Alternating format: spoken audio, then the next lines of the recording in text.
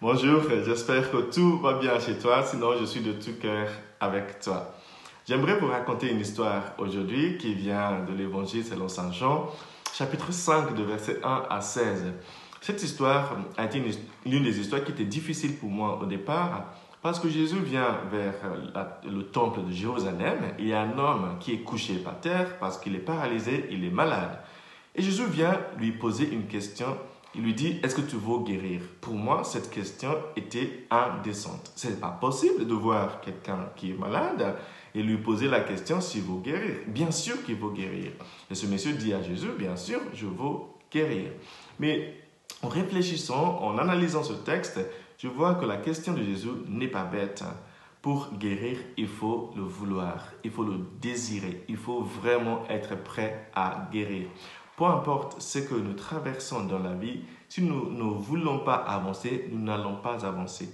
Personne d'autre ne peut le faire à notre place. C'est nous qui devrons commencer à désirer l'avenir que nous voulons pour nous-mêmes et pour nos familles. Et désirer quelque chose, vouloir guérir ou vouloir avancer dans le sens de Jésus, c'est aussi être prêt à payer le prix pour ce que nous voulons. C'est en fait commander, c'est la différence entre désirer et commander. Si tu désires par exemple une baguette, c'est pas pour autant que tu as une baguette. Mais quand tu payes pour une baguette, tu as commandé la baguette, tu as payé le prix pour. C'est ça qui exprime correctement ton désir pour avoir une baguette. Je pense que la question de Jésus était de savoir si ce monsieur était vraiment prêt à faire le nécessaire pour avoir ce qu'il veut. Il était prêt à payer le prix pour avoir une entreprise qui fonctionne, à payer le prix pour avoir une association qui réalise ses objectifs, pour avoir une famille où il y a la joie, le bonheur et les enfants arrivent à grandir correctement. Donc, je pense que cette question, elle est importante pour nous aujourd'hui. Est-ce que tu veux vraiment guérir? Est-ce que tu veux vraiment avancer? Il y a quelques jours, il y a un jeune prêtre qui est venu vers moi pour me dire qu'il voulait faire des choses pour les jeunes parce qu'il sait que ça fait des années que je suis engagé dans l'accompagnement de la jeunesse et des jeunes. Et je lui ai dit, ah, c'est très bien, c'est bien comme ça. Il faudrait plus de prêtres qui s'engagent à accompagner nos jeunes. C'était au Nigeria, en fait, mais on parlait au téléphone. Je lui ai dit, si tu veux avoir un projet pour les jeunes, écris-moi ton projet en 2 pages. Dis-moi ce que tu as envie de faire en 2 pages. Donc, je lui ai montré comment faire. Si tu veux commencer, il faut avoir des idées claires, il faut avoir une équipe, il faut avoir des choses de base. Je lui ai dit, mets-moi ça sur papier, 1 page ou 2 maximum. Envoie-le-moi, on va regarder ça ensemble. Ça fait quelques jours, j'ai toujours pas de retour, alors que je m'attendais à un retour le lendemain. Pour moi, je peux me tromper, mais mon interprétation de cette attitude, c'est qu'il ne le désire pas encore suffisamment. Il ne le veut pas vraiment encore. S'il le veut vraiment le jour où il va vouloir vraiment s'engager dans l'accompagnement des jeunes, il va être un peu plus réactif. Chers amis, c'est ça en fait dans la vie. Il y a des choses que nous voulons, mais nous ne sommes pas prêts à payer le prix. Aujourd'hui, le Seigneur pose la question, veux-tu vraiment avancer? C'est sûr que tu veux vraiment le bonheur dans ta famille?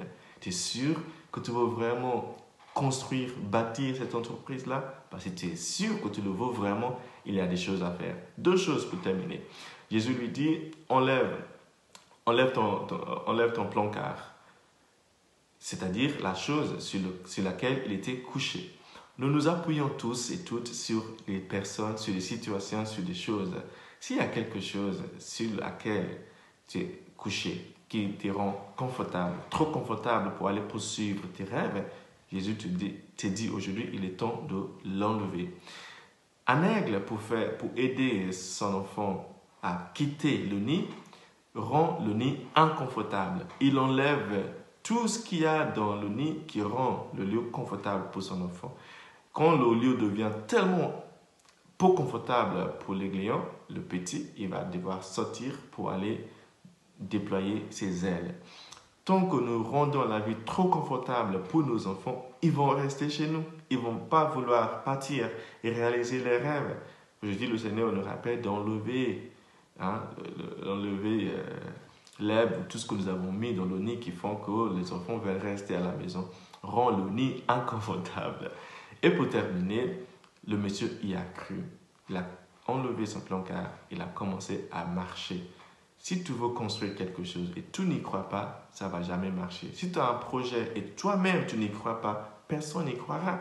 Même si personne n'y croit et toi tu y crois, avec le temps, avec ton engagement, quand les gens voient ton enthousiasme et ton sens d'engagement, ils vont venir croire en ton projet. Mais ça doit commencer par toi. C'est toi qui dois d'abord croire que c'est encore possible de sauver ta famille, de sauver ton entreprise, de sauver ton association, de sauver ton rêve.